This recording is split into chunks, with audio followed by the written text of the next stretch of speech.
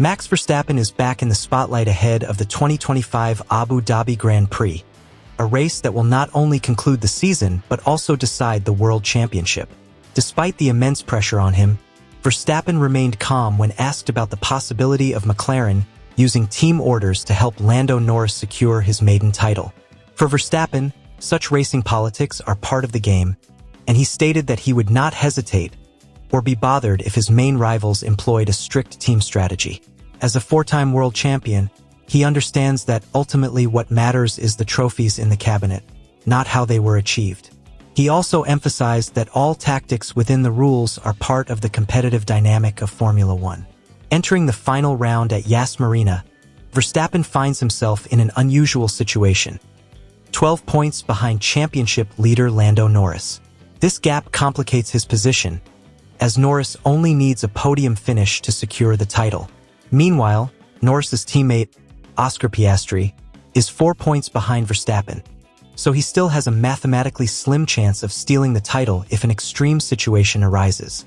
With such conditions, the Abu Dhabi race is sure to be a stage for strategic drama, a battle for position, and high tension among the title contenders.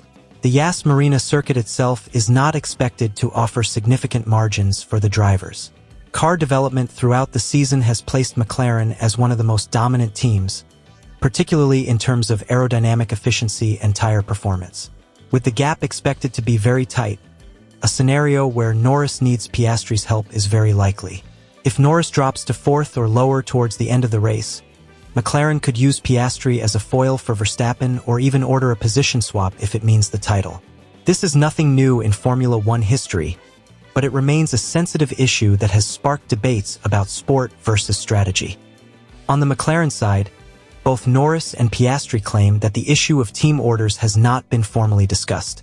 However, many observers believe McLaren has already prepared internal scenarios should such a crucial situation arise.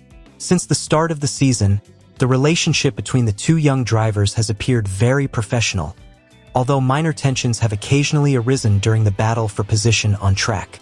With the World Championship now at stake, the dynamic between the two will be a deciding factor, and how McLaren manages that relationship will be a major focus this crucial weekend. Verstappen himself acknowledged that he had been fighting almost alone throughout the season. His new teammate, Yuki Tsunoda, had been competitive on several occasions, but had not been able to match the consistency of the two McLaren drivers.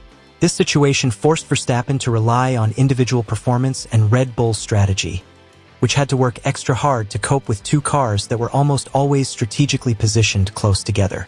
This further emphasized that Verstappen was facing not just one, but two major opponents who could support each other on the track. In a statement to Dutch media, Verstappen emphasized that he had no problem with McLaren playing team tactics. For him, it was a natural consequence when a team still had a chance to win the title and both drivers were strategically positioned. He even expressed a long-term view that 20 years from now, the only thing remembered would be who took home the trophy, not the controversial details behind it.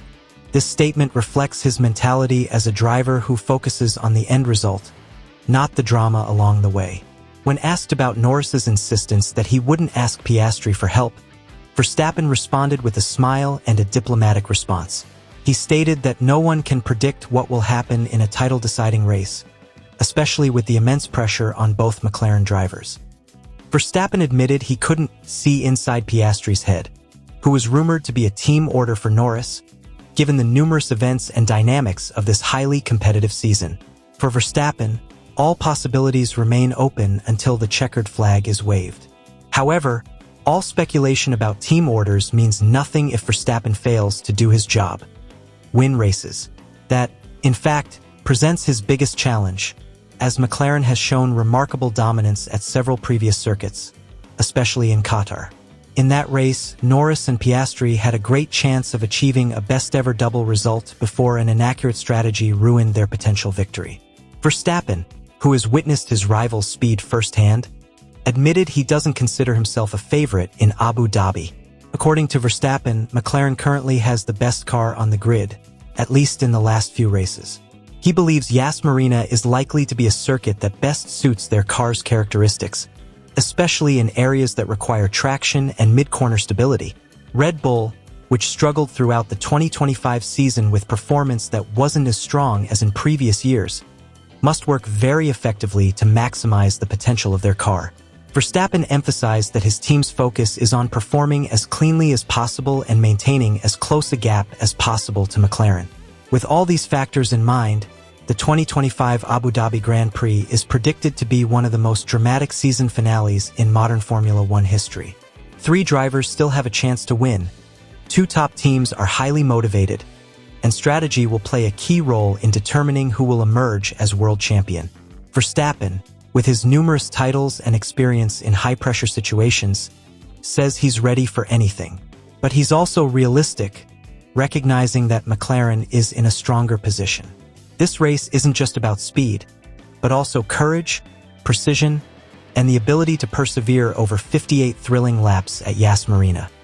As Lando Norris outpaced Max Verstappen throughout F1 Abu Dhabi Grand Prix practice, Red Bull Motorsports consultant Helmut Marko admitted that his team, and others, must improve if they are to secure the Dutchman's victory.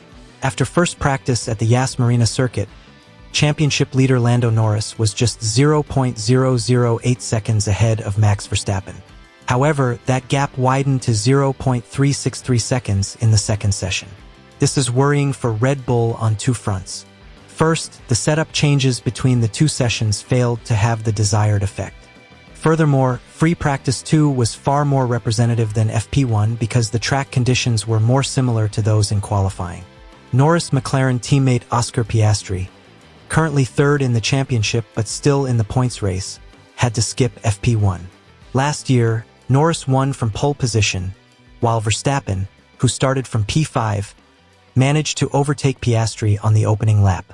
The current championship standings, with the British driver 12 points clear of the reigning champion, mean that if Norris takes pole and leads early, Red Bull can only hope McLaren slips up. This isn't impossible, given the double disqualification in Las Vegas and the bizarre strategy failure in Qatar. However, Red Bull doesn't want to be left relying on McLaren dropping the ball again. "We'll be lucky, but we can't rely on 3 mistakes," said Red Bull advisor Helmut Marko. "We have to fight on our own." This seems like a weak proposition, but it's not impossible given Red Bull's track record of turning its car around overnight. However, while the team typically runs lower engine settings on Fridays, Verstappen's main disadvantage compared to Norris comes in Sector 3, which is dominated by slow 90-degree corners where the RB21's tendency to understeer is a major factor.